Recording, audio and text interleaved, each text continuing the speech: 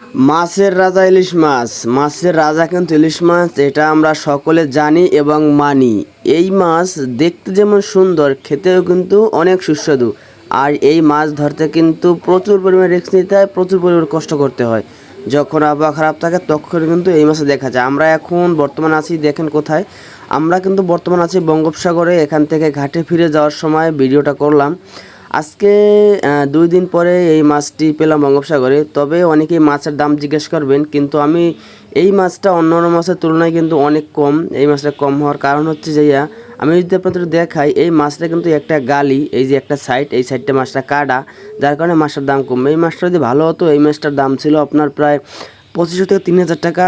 এই মাছটার একটি মাছের দাম ছিল। এখন এই মাছটার দাম হবে আপনার সর্বোচ্চ দেখা গেছে ১,০০০ থেকে ১২০০ এর ভিতরে, মানে এই মাছটার দাম থাকবে। কারণ মাছটা শুধু ওখান থেকে কেটে যাওয়ার কারণে কিন্তু মাছটার দাম অনেক কম এখন।